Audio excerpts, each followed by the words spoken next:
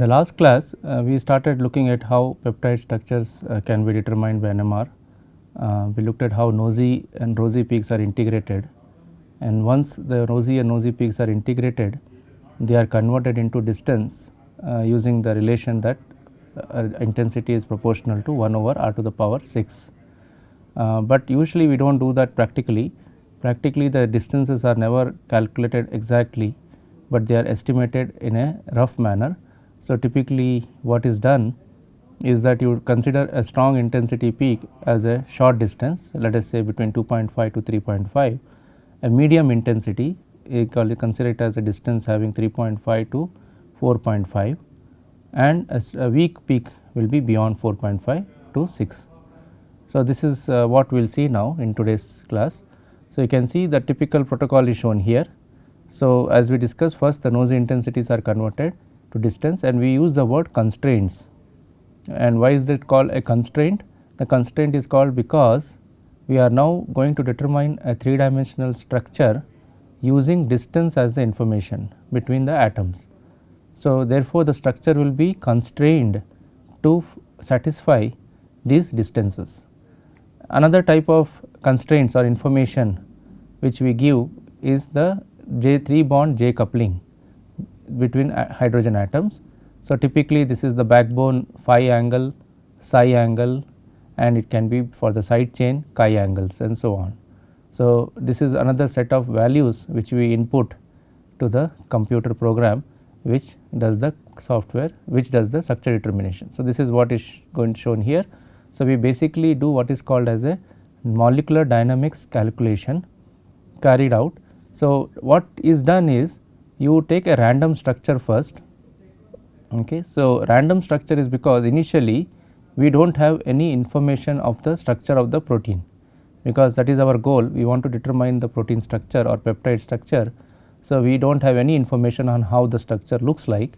So, we can start from a very random coil structure, and then you start giving these constraints, and based on these constraints, that is distance and angle, the program will now try to get to a structure, arrive at a 3-dimensional structure which will satisfy these constraints. So, the final structure which is calculated is such that all distance and angle values which we have given as input are satisfied as much as possible, because it is never possible to completely satisfy all distances. The reason being, many a times the intensity is what we measure from rosy may not be the correct intensity. It may be distorted because of overlap of peaks from other residues. It could be because of the noise problem, it may be a weak signal to noise and so on. So, therefore, the distances which we get from the intensities are never the correct distance values, and therefore, it can be not, it is not possible that all distances are satisfied for a given structure. So, what we do is we try to satisfy as much as possible, and those which are not satisfied, we use the word violation. So, we say that these distances are violated, some of them. So, we look at those violations, why are those violating, what is wrong with those distances, why did they get not satisfied, and what are the angle problem values, what values problem with the angle values, why did they didn't they get satisfied and so on. So, that detailed analysis has to be looked again.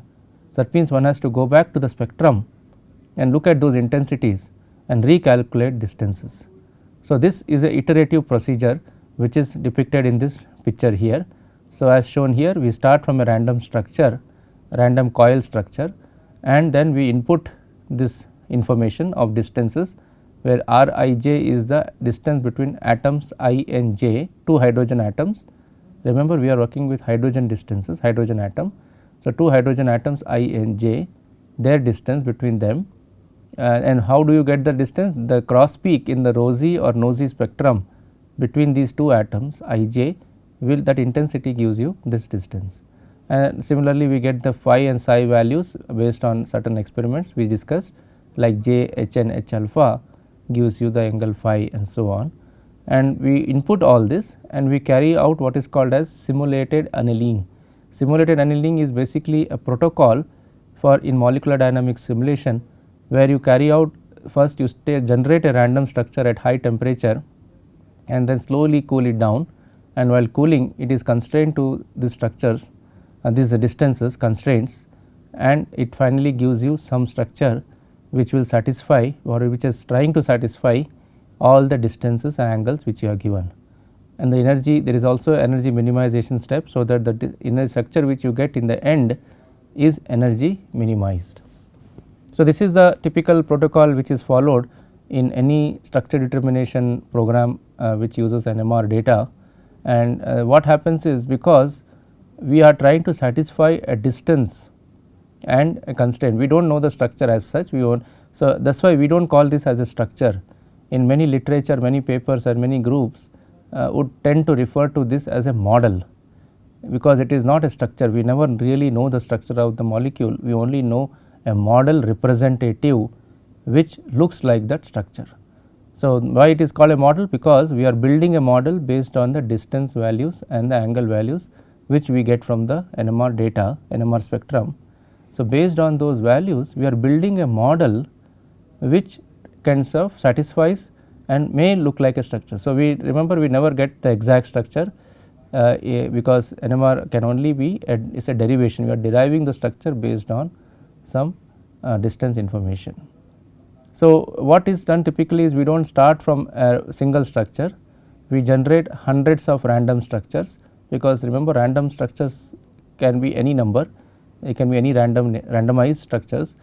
So, we can typically generate about 100 randomized structures, then each of them is subjected to this molecular dynamics analysis simulation annealing, and slowly the distance values are given for each of these 100 structures, and you finally get 100 final structures. But all hundreds will not be correct, because in many of the 100s or many out of the 100 there will be violations of distance values. Violations means the distance values which we give may not be satisfied.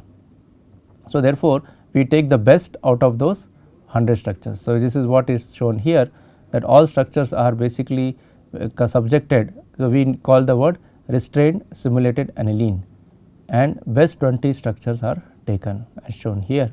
So, the best 20 structures typically mean 20% structure, means 20 out of 40 out of 100, sorry, this is actually should be 40%. So, let me correct this, it is 20 to 40%.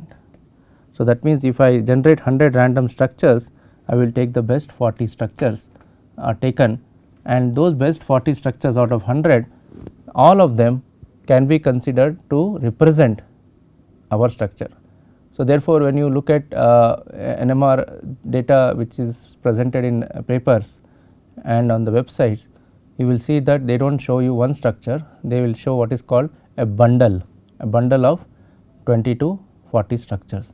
A bundle means an ensemble, a collection of 20 to 40 structures, because those collection they have been arrived by generating 100 random structures, each one subjected to these conditions and energy minimized, and out of those which are having the least energy or least violations, least number of violations are considered as the best structures, and then based on that those 20 to 40 structures are collected, and all of them are now equally good to represent the main structure.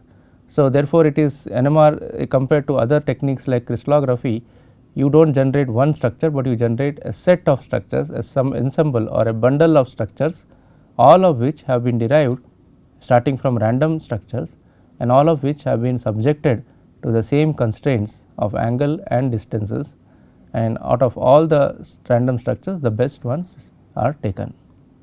So, this is the typical protocol of NMR structure determination by NMR for peptides, proteins, and for even for nucleic acids and so on. Whenever you use NMR data based on NOESY, this is usually what we do. And but one thing is, once you have the structures determined, the next question which comes to mind is, how do we know it is correct?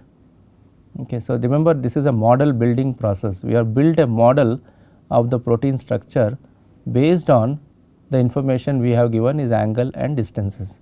So, the model can be wrong if the distance and angles are wrong, angle meaning torsion angle. So, how do you find out if the structures are correct what we have generated? So, this step is known as structure validation. So, we validate or we verify whether the structures we have derived is correct or not. So, number one thing to verify the structure is to find out whether it satisfies a general structural in general whatever the structure of peptides and proteins which we exist in our literature in database, whether our new protein structure satisfies the general constraint of those protein structures. What does it mean? This means that it should at least have the say bond lengths and bond angles within the limits which are given in the literature for the standard bond angle and bond lengths. So, that should be satisfied. So, there is a required values are given in literature or in database. So, all the bond angles and bond lengths in our peptide which we have solved the structure should satisfy those values. They cannot be arbitrarily different from these bond lengths and bond angles which are known in literature, because in database typically these are derived from high resolution X-ray crystal structures for a large number of proteins. So, it has been now found out that the bond lengths will typically fall in a particular value for carbon carbon single bond, carbon nitrogen double bond, so on, and the partial double bond of the peptide and so on. So, these lengths should not vary beyond a certain limit. So, within that limit if it is satisfied, that is the first check which is done. Then the second check which we do to verify if the structures is good is that all the distances which we have given, we use our distance constraints. So, all the distance constraints that we have given should be satisfied and there should be not too many violations. Violations meaning that it is not following the value which we have given. So, that means let us say between two atoms A and B I have given distance of 5.5, but in the real structure let us say it is coming to as 7.5. So, what basically it means that the limit should be 5.5, but it is not being satisfied. So, that case we call it as a violation, and that is a very big violation. For example, 5.5 to 7.5 is like a 2 Armstrong violation, which is huge, and that should not have happened. That means something is wrong with some other distances, or there is a particular distance. So, one has to go back and look at his data and then recalculate distances or relook at the assignments. Many a times typically what happens is the assignments means given R I j, the distance between two atoms I and j is calculated based on the cross peak between the two atoms I and j, but the cross peak may not be correctly assigned. So, in that case you result in a wrong distance value, and that can also create problems. The other thing which is checked is that the backbone dihedral angles, which is phi and psi, that is for the backbone peptide bonds surrounding the peptide bond, they should fall in what is known as the allowed regions of the famous Ramachandran plot. So, Ramachandran plot is a plot of phi versus psi. This is a very standard plot you would have seen in textbooks and in papers. It is a standard plot of a phi versus psi plot, and it is said that for a given beta alpha helix or beta sheet, one should have a particular value of phi and psi for the particular for all residues. So, those regions where they should fall is known as the allowed regions. So, if the phi and psi value for a given amino acid in your peptide falls outside that region, that is called disallowed region. And why it is coming in the wrong region? It is because there is something wrong with the structure, and therefore, it is adopting a wrong conformation, and therefore, that is not possible if the conformation was right, and therefore, that region is known as disallowed region. And that also has to be checked, that the majority of the residues amino acids in your peptide should fall in the allowed region. And then we also look at what is called bad contacts.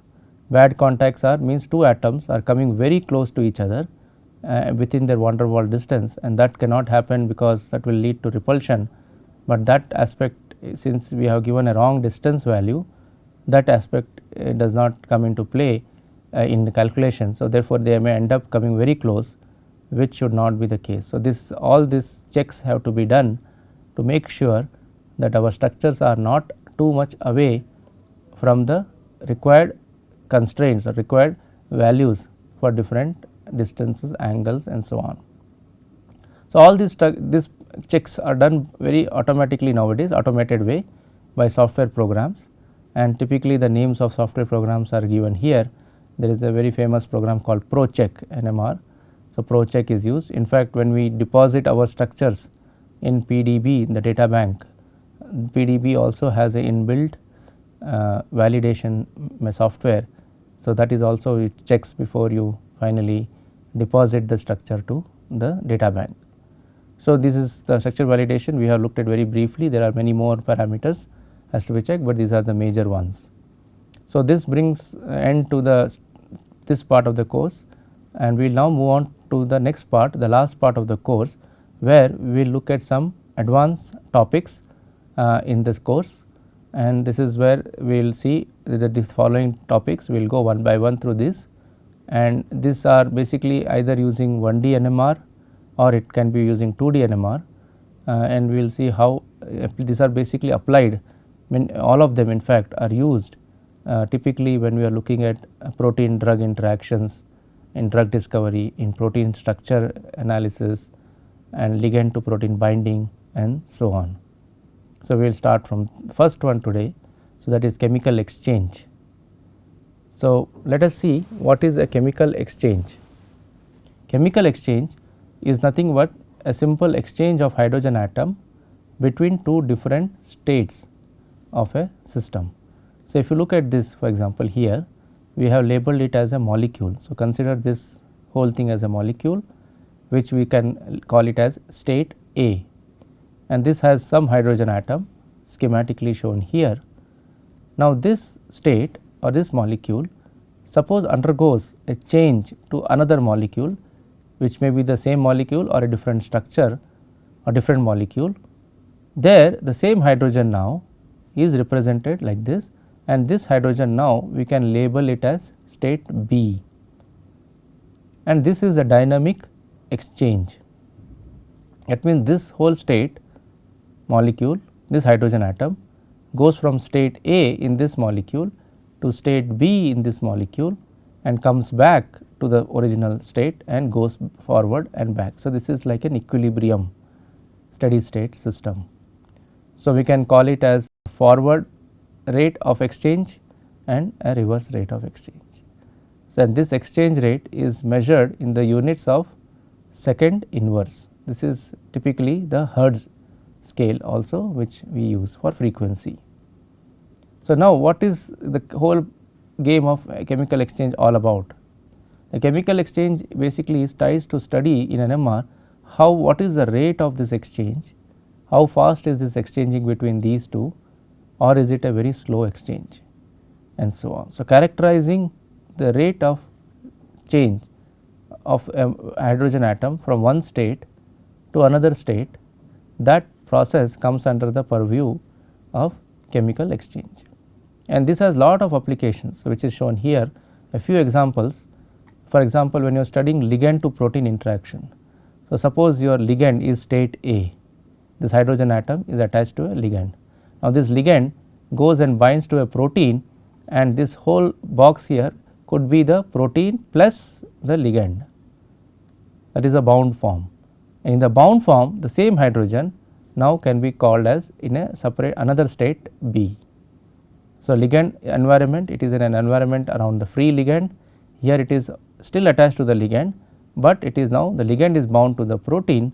So, this hydrogen now experiences a different chemical environment, and that is called state B. So, this is one of the first cases which we will come across. Ligand protein interactions is maximum, and the way the chemical exchange is useful, and typically when you look at drug to protein interaction or drug to receptor interaction or enzyme substrate interactions, all of this can be studied by this process of chemical exchange.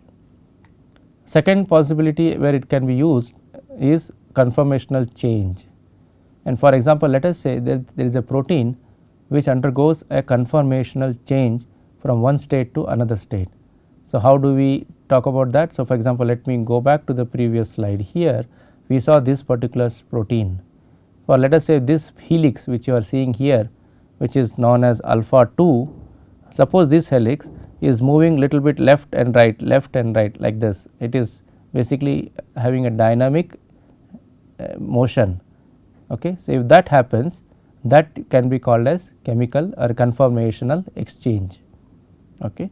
So, a hydrogen atom sitting on this helix, one helix here, and a hydrogen atom on the same helix, but when the helix moves out can be called as a second state. So, this is called conformational exchange, and that is also very useful to study using this phenomenon of chemical exchange.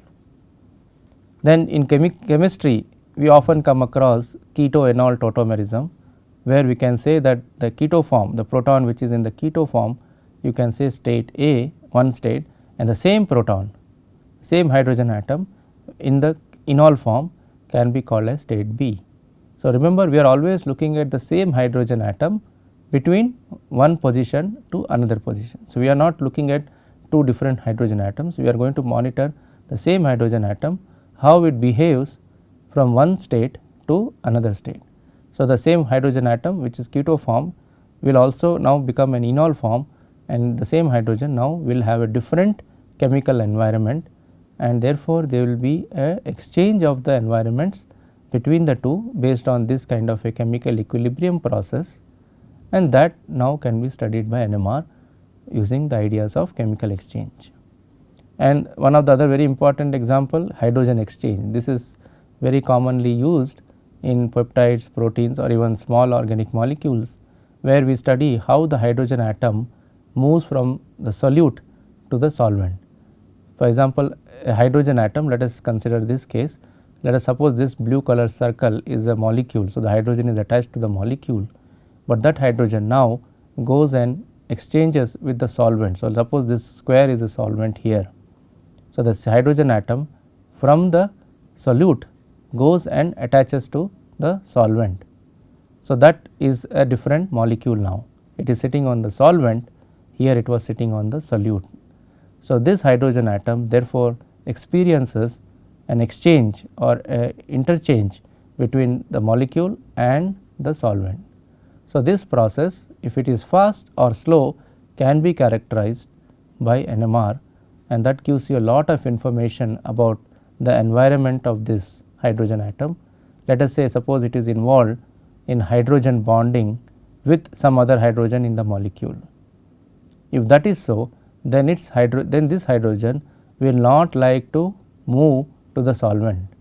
So, its exchange rate from here to here then will be slow, because it is hydrogen bonded to some other hydrogen.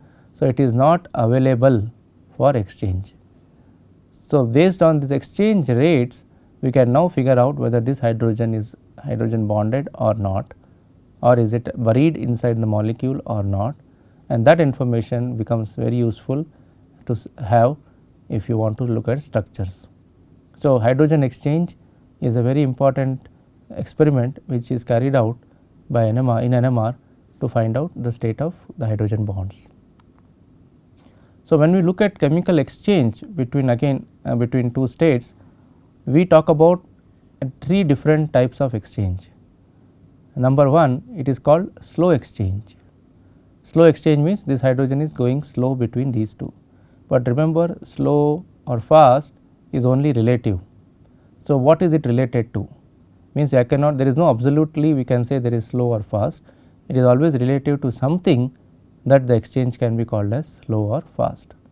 So, that is what is shown here, that we talk about slow exchange when the exchange rate between the two hydrogen is. So, let me write this down here. So, we will talk about slow exchange. So, what is slow exchange? A slow exchange is when the exchange A to B or B to A is much slower than the difference in the chemical shift between A and B. Okay. So, this is a very important parameter in terms of, we say slow exchange, slow on the chemical shift time scale.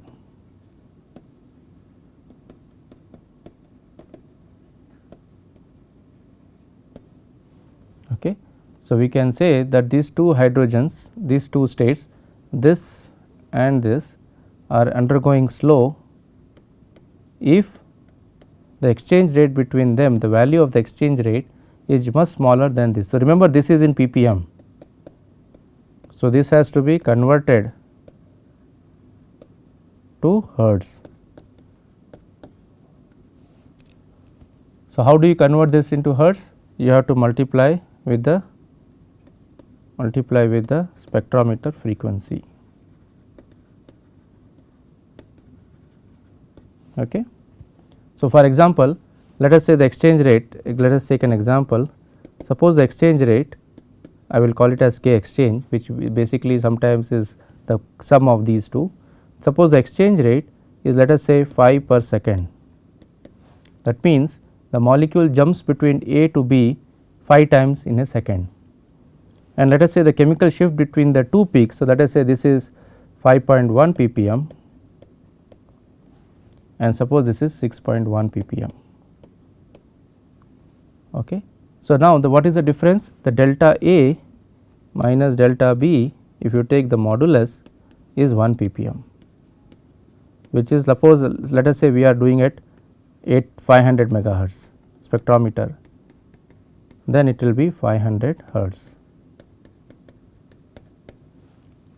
Okay. So, now you can see satisfies this condition, because 5 per second is definitely much smaller than 500 hertz. So, then we can say that these two hydrogens are undergoing a slow exchange, means they are going a slow. So, slow is always relative to the value, the difference in the chemical shift between the two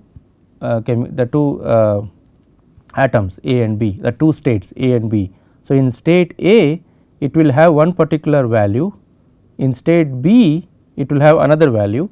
That means they should definitely have two different values, they cannot have the same value or nearby. If it is nearby, then this condition is not satisfied.